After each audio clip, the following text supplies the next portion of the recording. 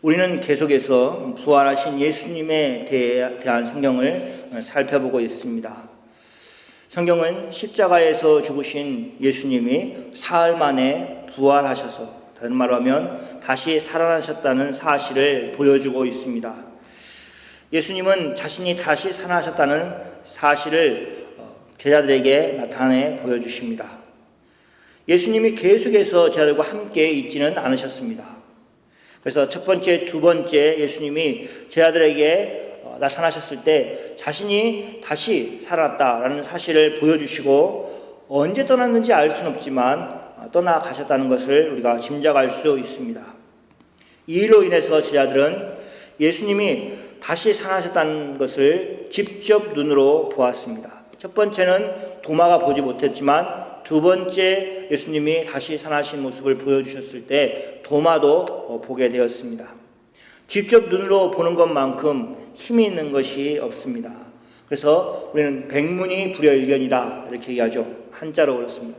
100번 듣는 것보다 한 번 보는 것이 낫다라는 말입니다. 어떤 물건에 대해서 아주 자세하게 설명을 여러 번 하여도 그 설명이 한 번 그 물건을 보여주는 것만큼 못한다라는 것입니다. 그래서 가끔 그리스도인들 중에는 예수님을 믿지 않는 지인들에게 대한 답답함 때문에 예수님께 기도를 드립니다. 예수님, 한번 그에게 나타나 주셔서 예수님이 살아계시고 하나님이신 것을 드러내 보여주십시오. 이렇게 기도를 드립니다. 또 믿음이 잘 생기지 않는 분들 스스로도 이렇게 기도하죠. 주님, 제가 믿음이 잘 생기지 않습니다. 그래서 예수님 저에게 한번 나타나 주셔서 네가 믿어야 될 그 신이다 라고 한번 해주십시오 라고 그렇게 기도하는 분들이 있습니다. 제자들이 보았던 다시 살아나신 예수님의 모습은 아니겠지만 우리는 그리스도의 영 성령을 통해서 간절히 그것을 바라는 사람들에게서 예수님이 만나주시는 경험을 하게 됩니다. 제자들은 다시 살아나신 예수님을 직접 보았습니다. 예수님이 다시 살아나셨습니다. 안타까운 것은 그럼에도 불구하고 제자들은 무엇을 해야 되는지 하는 것을 알지 못했습니다. 다시 살아나신 예수님을 만난 사람은 무엇을 해야 되는가 하는 그 일에 대해서 알지 못했고 그 일을 알지 못하니까 할 의지도 없었다라는 것입니다. 그래서 그들은 예수님을 기다리다가 지쳐서 그래서 물고기를 잡으러 나아갔습니다. 여기서 흥미로운 부분이 있습니다. 예수님을 기다리는 것은 영적인 일이라고 할 수 있습니다. 믿음이 작동해야만 되는 것입니다. 그렇기 때문인지 믿음이 작동해야 되는 일이기 때문에 그런지 제자들은 지쳤습니다. 그렇게 지친 제자들도 물고기를 잡는 일을 하러 나갈 때는 힘이 있었다는 것을 성경이 이야기해 주고 있습니다. 그러니까 예수님을 기다리는 데는 지쳤지만 물고기를 밤새 잡는 데는 힘이 남아 있었다라는 것입니다. 어릴 적에 이런 경험이 있을 것입니다. 밖에 나가 계셨던 부모님이 들어오지 않을 때 기다리다 못해 어떻게 합니까? 잠을 자지요. 기다리다 지쳐서 잠을 자는 것이죠. 잠이 몰려와서. 그런데 제자들은 물고기를 잡으러 나간 것이 밤 시간이었을 것입니다. 주님을 기다리다가 지쳐서 그렇게 나갔지만 그들에게는 여전히 힘이 있었습니다. 그래서 밤새도록 고기를 잡기 위해서 수고할 수 있을 만한 힘이 있었다는 것입니다. 그냥 지쳐서 더 이상 못 기다리겠다 하고 잔 것이 아니라 성인이어서 그런지 모르지만 그들은 예수님을 기다리는 데는 지쳐가지고 더 이상 못 기다리지만 물고기는 밤새도록 잡을 수 있는 힘이 있었다는 것입니다. 제가 이야기하고 싶은 것은 이것입니다. 영적인 힘 또는 영적인 근육을 키워야 합니다. 정말 허우대가 멀쩡한 사람도 찬송을 부르는데 한 곡을 제대로 못 부르는 사람들이 있습니다. 무슨 이게 숨이 차서 아니면 호흡기에 무슨 문제가 있어서 그런 게 아니라 그게 안 되는 것입니다. 정말 건강한 사람도 기도를 하라고 하면 심지어는 1, 2분을 기도를 못하는 사람들이 있습니다. 왜 그렇습니까? 그것은 영적인 근육이 또 영적인 힘이 없기 때문에 그런 것입니다. 그래서 우리는 제자들의 모습을 보면서 내 영적인 힘이 너무 약하지는 않은지 하고 생각을 하고 영적인 힘을 키우는 데 힘을 써야 합니다. 성경을 우리는 이렇게 이야기하는 사람들이 많죠. 잠이 안 온다면 성경책을 읽어라. 그러면 어떻게 해요? 수면제처럼 잠을 잔다. 이렇게 얘기합니다. 이제 세상 책도 그럴 수 있지만 성경을 읽는데 어렵죠. 그리고 잘 이해가 안 되니까 성경을 읽으면서 잠을 자기 위한 수단으로 쓴다는 것입니다. 왜 졸리겠습니까? 생명의 말씀으로 보고 그 말씀이 깨달아지고 은혜가 되면 이 졸리던 눈도 떠야 되는데 그러지 않은 것이죠. 그만큼 영적인 눈이 열리지 않았고 영적인 그런 힘이 없는 것을 두고 이야기하는 것입니다. 그래서 영적인 일에는 어린아이 같아서 아무것도 하지 못하고 세상 일에는 능수능산한 그런 모습으로 우리가 살아서는 안 됩니다. 예배 시간에는 정말로 이게 힘들어가지고 있는데 예배 시간이 딱 끝나고 교제 시간이 됐을 때는 너무 팔팔 뛰어서 이 얘기도 하고 저 얘기도 하는 그런 모습이 그렇게 썩 좋은 것은 아니다라는 것입니다. 그래서 내가 이 신앙적인 일들을 할 때 힘이 나는가, 아니면 내가 정말로 육체가 지쳐가지고 힘이 없는 것인가, 아니면 내가 그 일을 감당할 힘이 없어서 그런 것인가 하는 것을 구별할 수 있으면 좋을 것입니다. 지난 주일에 우리는 예수님이 밤새도록 고기를 잡으려고 하였지만 아무것도 잡지 못한 제자들을 찾아와 주셨다는 것을 살폈습니다. 그리고 그들에게 고기를 잡도록 해 주셨습니다. 예수님의 말씀에 순종해서 제자들이 그물을 배 오른편에 던졌더니 그물을 들어 올릴 수 없을 정도로 많은 물고기가 잡혀서 올라왔습니다. 예수님은 제자들의 필요를 무시하지 않으십니다. 그들의 필요를 채워주십니다. 그렇게 제자들의 필요를 채워주심으로 제자들은 바닷가에서 제자들에게 말씀하신 분이 예수님이시다는 것을 깨닫게 되었다라고 지난주에 말씀을 드렸습니다. 우리의 필요가 공급되었을 때 그 필요를 공급해 주신 분이 누구인가 하는 것을 아는 것은 참으로 복된 것입니다. 세상 사람들은 그것을 우연이라고 얘기하기도 하고 운이라고 얘기합니다. 그러나 그리스도인들은 하나님의 은혜로 그것이 채워졌다 이렇게 고백을 하는 것입니다. 예수님은 고기를 잡고 바닷가로 나온 제자들에게 먹을 것을 주셨습니다. 조반을 먹었습니다. 그래서 오늘 본문의 시작은 이렇게 시작하고 있습니다. 저희가 조반 먹은 후에 라고 이야기를 시작하고 있습니다. 오늘 본문 말씀을 시작하기 전에 우리는 예수님이 세 번째 제자들에게 나타나셨다는 것을 다시 한번 생각해 볼 필요가 있습니다. 첫 번째와 두 번째는 많은 내용들이 성경에 기록되어 있지 않습니다. 그것과 달리 오늘은 좀 길게 성경이 기록되어 있고 또 예수님이 제자들과 함께 더 오랫동안 머물러 있었다라는 것을 알 수 있습니다. 먼저는 고기를 잡고 있는 제자들을 저 바닷가에서부터 보기 시작하셨고 또 그물을 던지라고 하셨을 때도 거기 계셨고 베드로와 또 제자들이 바닷가로 나올 때도 거기 머물러 계셨습니다. 또 예수님이 손수 조반을 준비하시고 먹게 하시는 그 순간에도 계셨다 하는 것입니다. 그래서 긴 시간 동안 제자들과 함께 있었다라고 볼 수 있습니다. 그래서 지난 주일에는 예수님이 제자들과 교제하시기를 원하신다라는 말씀을 드렸습니다. 다시 살아나신 예수님이 적지 않은 시간 동안 제자들과 함께 있으면서 교제를 나누시고 계신 것입니다. 이렇게 볼 수 있습니다. 교제라는 것은 분명히 시간이라는 부분이 있습니다. 시간을 투자하지 않고는 교제가 이루어질 수 없는 것이죠. 이민 생활을 하고 있는 우리는 그것이 무슨 말인지 압니다. 한국에 있는 사람들과 연락을 자주 하지 않으면 우리는 점점 멀어지게 되어 있습니다. 얼굴을 보는 정도의 교제를 하는 것에 만족하지 마시고 좀 더 더 깊은 교제를 하려고 해야 됩니다. 그럼 좋은 교제는 무엇인가? 속 이야기를 나누고 살아야 정말 교제한다라고 말할 수 있는 것입니다. 그래서 영어로는 구별을 좀 하더라고요. 얼굴을 아는 사람은 아는 사람이다 이렇게 얘기하지 않고 친구라고 얘기하지 않습니다. 그냥 얼굴을 안다 이렇게 얘기하고, 그죠? 우리가 이름을 아는 사람도 있고 얼굴을 아는 사람도 있죠. 그러나 내 속 이야기도 하고 물건을 나누고 하는 사람들이 정말로 교제하는 사람들이다 이렇게 볼 수 있습니다.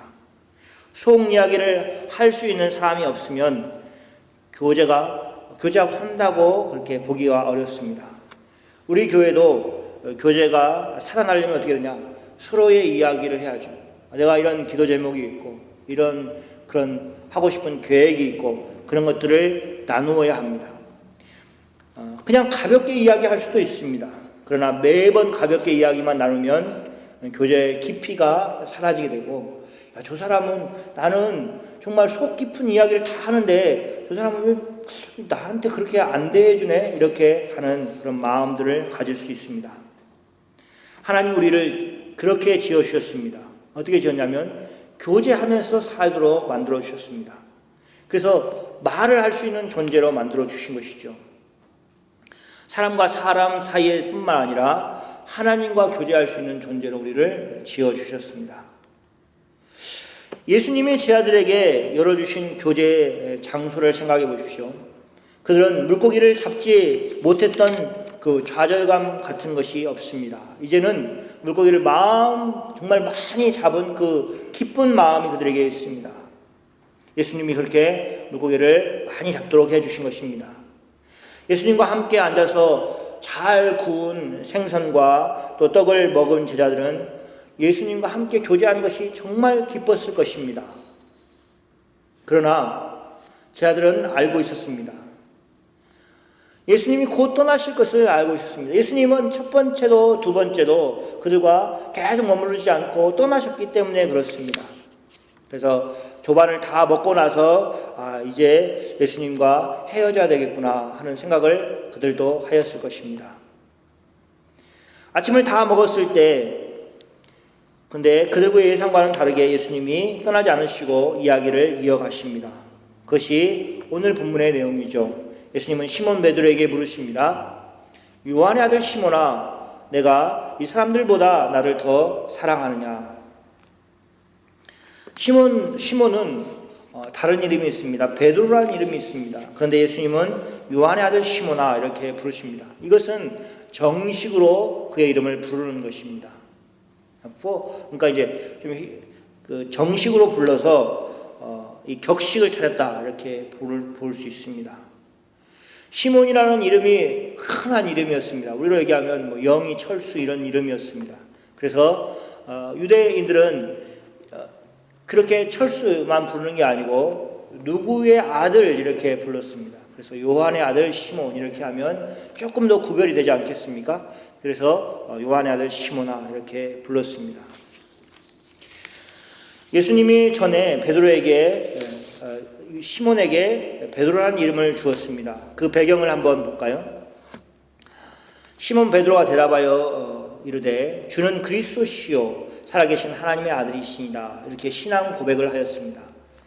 예수님이 말씀하십니다. 바요나 시몬아, 여기 바는 아들이라는 뜻입니다. 그래서 요나의 아들, 요한의 아들 이렇게 되는 것입니다. 그래서 요한의 아들 시몬아, 내가 복이 있도다. 이를 내게 알게 한 이는 혈육이 아니오 하늘에 계신 내 아버지라. 이렇게 말씀하시고 나서 예수님이 뭐라고 얘기합니까? 내가 내게 이르노니 너는 베드로라. 그래서 예수님이 그를 베드로라고 부르신 것입니다. 그래서 베드로라는 이름이 있었습니다. 이것은 마치 예칭과 같은 것이죠. 좀 가볍게 부르는, 친구들 사이에서 부르는 이름이었습니다. 그러나 예수님은 베드로야 이렇게 부르지 않고 요한의 아들 시몬아 이렇게 부르신 것은 예수님이 아주 진지한 이야기를 하시기 위해서 이렇게 요한의 아들 시몬아 부르신 것입니다. 그러면서 예수님이 그에게 묻습니다. 내가 이 사람들보다 나를 더 사랑하느냐? 그것은 전에 베드로가 가지고 있었던 생각이었습니다. 베드로는 어떤 생각을 가지고 있었냐? 예수님이 십자가에 죽으실 것을 미리 말씀하셨을 때 예수님께 베드로가 한 말이 있습니다. 베드로는 마태복음 26장 33절에서 이렇게 말합니다. 모두 주를 버릴지라도 나는 결코 버리지 않겠습니다. 이렇게 얘기합니다. 그러니까 예수님이 순환을 당하시고 죽으실 것을 얘기했을 때 모두, 그러면 누구를 포함합니까? 제자들까지 다 포함해서 예수님을 버려도 나는 예수님을 결코 버리지 않겠습니다. 이렇게 이야기를 하였습니다. 분명히 이 이야기를 들었던 다른 예수님의 제자들은 기분이 나빴을 것입니다. 그렇겠죠.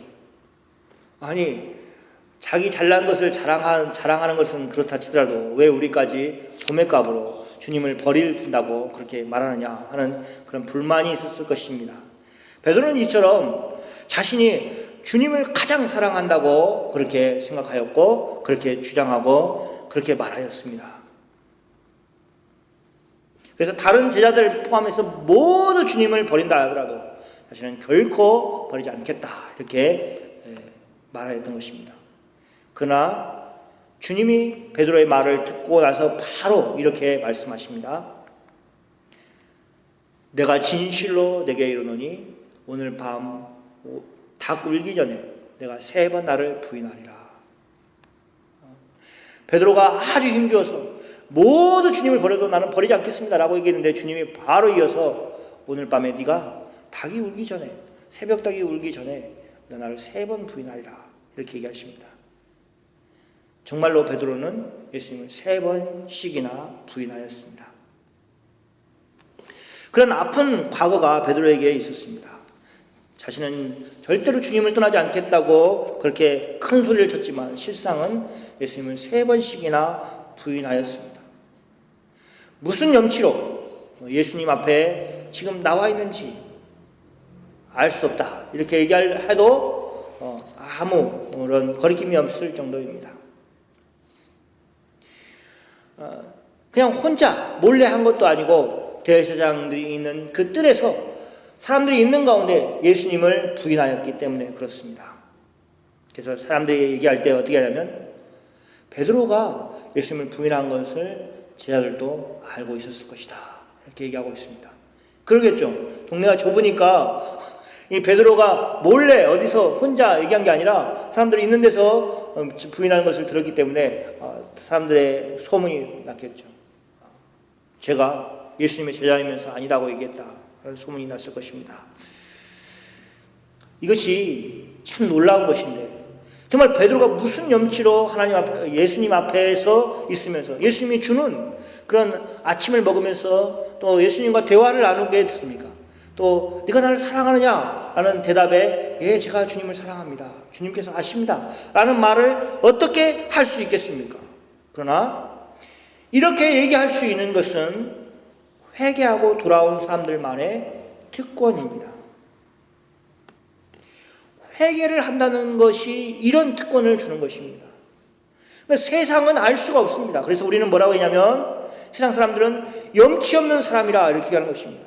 아니 좀 양심이 있어야지 이렇게 얘기할 것입니다. 베드로를 보면서 정말 양심 없는 사람이라고 얘기할 것입니다. 아니 주님을 배반하고 나서 주님 앞에서 그렇게 주님을 사랑한다고 얘기할 수 있냐 그럴 것입니다. 그러나 하나님이 주시는 회개가 이렇게 만들어주고 있다는 것을 알아야 됩니다.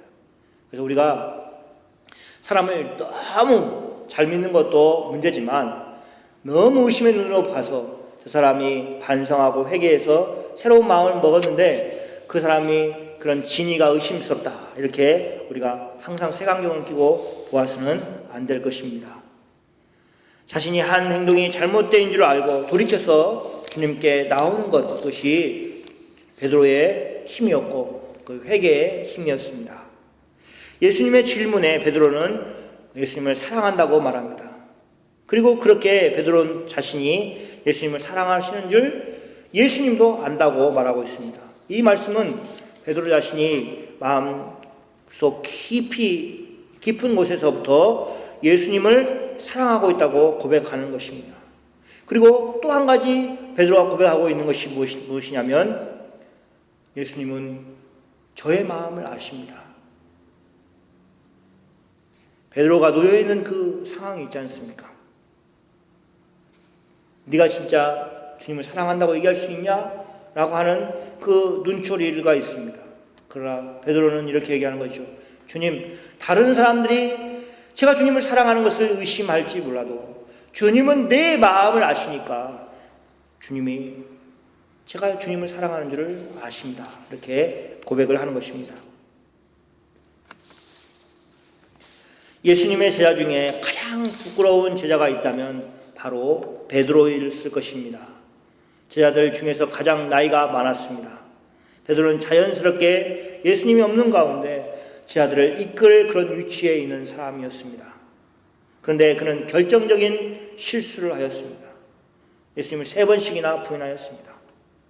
베드로에게는 큰 상처였고 누구를 이끌어 간다는 것이 어려운 상황에 놓여 있습니다.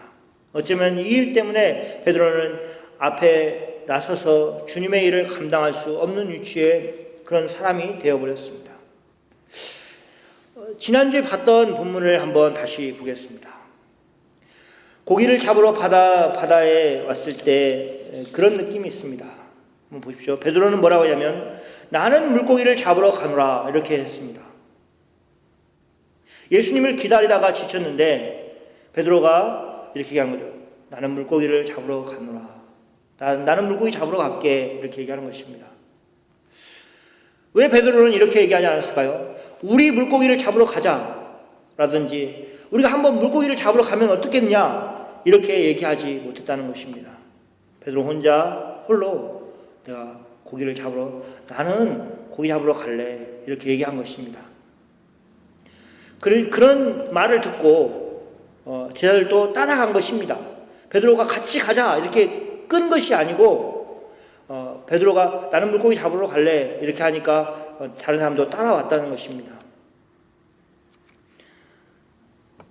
제가 하고 싶은 얘기는 그거죠. 베드로가 상처를 받아서 더 이상 이끌어가야 될 그 리더십을 다 잃어버리고 있었다는 것입니다. 앞에서 무엇을 하자고 얘기할 수 없는 그런 위치에 놓여 있었다는 것입니다. 그래서 예수님의 질문은 베드로가 예수님을 얼마나 사랑하는지를 다른 제자들에게 확인시켜 주고 있는 질문인 것입니다. 많은 사람들 앞에서 자 봐라 베드로가 나를 얼마나 사랑하는지 지금 너희들이 똑똑히 봐라 이렇게 보여주고 있는 것입니다. 오늘 설교 제목이 교제로 끝나면 끝이다 라고 하는 제목입니다. 예수님과 제자들의 교제는 이제 교제가 추구하는 것으로 나가고 있습니다. 예수님과 제자들은 교제가 끝난 것이 아니라 이제 예수님은 베드로에게 이렇게 말씀하시면서 교제가 어디로 나가야 되는가 하는 것을 보여주십니다. 그것은 내 양을 먹이라 이렇게 하시는 말씀입니다. 내 어린 양을 먹이라 즉 사명과 관련된 말씀을 하고 계십니다. 예수님은 베드로를 회복시키시고 나서 동시에 베드로에게 일을 주십니다. 예수님과 관계가 회복되는 순간 베드로는 이제 새로운 일을 하도록 부름을 받은 것입니다. 예수님이 말을 걸었습니다. 베드로 자신이 예수님을 사랑하는지 묻습니다. 그것을 통해서 베드로는 기회를 잡았습니다. 예수님이 만약 물어주지 않았다면 베드로는 자기가 예수님을 사랑한다고 그렇게 말할 수 있는 그런 기회들을 얻지 못하였을 것입니다. 그런데 예수님이 그에게 물어주신 것입니다. 요한의 아들 시몬아, 네가 나를 사랑하느냐? 라고 물어주셔서 베드로가 고백할 수 있는 기회를 주신 것입니다. 베드로는 예수님으로부터 용서를 받은 것입니다. 인정을 받았습니다. 예수님이 그런 베드로에게 이제 사명을 주십니다. 자, 이 단계를 잘 보십시오. 예수님이 제자들의 필요를 채워주십니다. 필요를 채워주니까 예수님인 줄 알고 교제를 나눕니다. 그러나 예수님이 교제를 하고 그냥 가신 것이 아니라 교제하고 있는 끝에 베드로를 불러서 네가 나를 사랑하느냐 확인하시고 나서는 어떻게 하냐, 내 어린 양을 먹이라 이렇게 말씀하시고 계신 것입니다. 이 일을 시키고 계신 것입니다. 그래서 예수님은 어떤 일을 베드로에게 맡기셨습니까? 첫 번째 보면 내 양을 먹이라 이렇게 말씀하십니다. 여기서 강조점은 내 양입니다. 베드로가 앞으로 먹여야 될 양들은 베드로의 양이 아니고 또 누구의 양도 아닙니다. 예수님의 양이라는 것입니다. 예수님 당시 때 양을 키우는 사람들이 있었습니다. 물론 많은 숫자의 양을 키우는 사람들이 있었지만 거의 모든 사람들은 아주 적은 숫자의 양을 키웠습니다. 10도 안 되는 숫자의 양을 키웠습니다. 그래서 양들의 이름을 다 알았습니다. 그래서 양들의 이름을 불러서 누구야 이렇게 오라고 얘기하면 마치 애완견처럼 그렇게 오게 되어 있었습니다. 그런 관계를 한번 생각해 보십시오.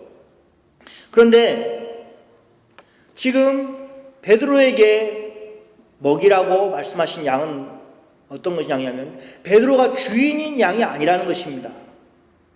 그럼 누구의 양이냐면 예수님의 양인 것입니다. 그래서 키울 때 어떻게 키워야 됩니까? 예수님이 원하시는 방식으로 키워야 되는 것입니다. 이제 어린 아이들 있잖아요. 학교 가기 전에 아이들을 맡기잖아요. 그러면 옆에서 맡아줍니다. 그러면 모유도 이렇게 그 우유를 어떻게 타서 먹여야 되는가 하는 것도 알려주고 간식도 어떻게 주라고 얘기를 해주죠. 그 부모가 조언을 합니다. 이렇게 해주십시오. 이렇게 조언을 해줘. 그러면 자기가 그거에 따라서 해줘야 되는 겁니다. 왜냐하면 그 아이의 부모는 다른 사람이고 자기가 아니기 때문에 그렇습니다. 마치 양을 키우는 것도 마찬가지인 것이죠. 베드로는 자신의 양을 키우는 게 아니라 주님의 양을 키우도록 되어 있다는 것입니다. 두 번째는 어린 양입니다. 첫 번째 얘기할 때 어린 양에 대해서 얘기합니다. 내 어린 양. 어리다는 것은 생물학적으로 어린 것도 이야기할 수 있지만 영적으로 어리다라는 것을 얘기하고 있습니다. 연약하다라는 것을 두고 얘기하고 있습니다. 우리가 충분히 생각할 수 있죠. 다 큰 양보다는 어린 양에게 훨씬 더 많은 수고로움이 필요하다는 것을 알 수 있습니다. 마치 어린아이와 같죠. 그래서 더 잘 돌봐줘야 되고 더 관심을 가져야 되고 더 많이 손이 갈 것입니다. 관심이 필요하고 돌봄이 필요한 것이 어린 양이라는 것입니다. 그래서 내 어린 양을 이렇게 얘기하십니다. 세 번째는 먹이라 이렇게 얘기하고 계십니다. 먹이라는 것은 돌보는 것의 총체적인 얘기를 합니다. 밥 잘 먹여 이렇게 얘기했을 때 밥만 잘 먹이라는 의미가 아니죠. 잘 돌봐라는 것입니다. 옷도 잘 입히고 또 잠자리도 잘 봐주고 이 모든 것을 다 통틀어서 먹이라 이렇게 얘기하고 있습니다. 이 말씀을 보면 이런 의미가 있죠. 그래서 예수님의 어린 양을 잘 관리하고 먹여라 하는 의미로 이야기하고 계십니다. 누가요? 자, 이 일은 아무나 할 수 있는 것이 아닙니다. 예수님이 베드로에게 거듭 물으셔서 3번이나 자기를 사랑하느냐고 물으신 것은 베드로의 대답을 들으신 후에 아무에게나 예수님의 일을 맡기시는 것이 아니라는 것을 보여주고 있는 것입니다. 예수님은 자신의 일을 예수님 자신을 사랑하는 사람들에게 맡기십니다. 아무에게나 예수님의 일을 맡기는 게 아니라 예수님을 사랑하는 사람만 예수님의 일을 할 수 있다라는 것입니다. 예수님과의 교제는 예수님을 사랑하는 마음을 만들어냅니다. 예수님과의 교제라고 하면 어떤 것을 의미합니까? 예수님의 제자들은 3년 동안 공생애를 같이 보내면서 교제하였습니다. 그래서 실제로 식사도 같이 먹고 이야기도 같이 나누고 예수님이 말씀하신 것도 들었습니다. 그러나 우리는 그렇게 할 수가 없습니다. 그러면 우리는 어떻게 예수님과 교제합니까?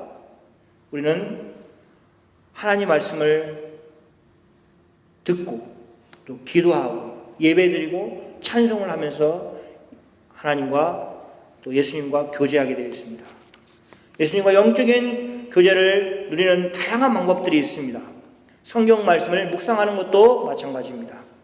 분명한 것은 예수님과 교제하는 것 끝은 항상 주님이 사랑하는 자들에게 주시는 주님의 일이 있다는 것입니다. 예배를 다 드리고 또 말씀을 다 듣고 나서 마음속에 나는 이렇게 살아야겠구나, 나는 이런 일을 해야겠구나 하는 그런 마음을 성령께서 주신다는 것입니다. 그것이 바로 주님이 우리에게 주신 사명이라는 것입니다.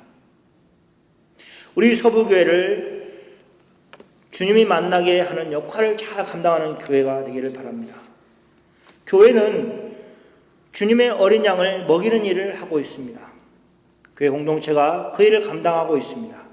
그래서 우리는 서로 사랑을 실천하고 서로가 자라도록 돕는 일을 함께 하고 있습니다. 우리는 서로 사랑을 실천하면서 다른 사람을 세워주고 있습니다. 그 일을 통해서 주님과 교제하고 주님의 일을 해 나가는 것입니다. 교제로 끝나면 사교 모임이 될 것입니다. 교제를 통해서 사명을 깨닫고 그것을 주님의 일을 하는 그런 공동체가 될 때 그것이 주님이 원하시는 교회의 모습, 또 주님의 은혜 가운데 사는 공동체가 될 줄을 믿습니다.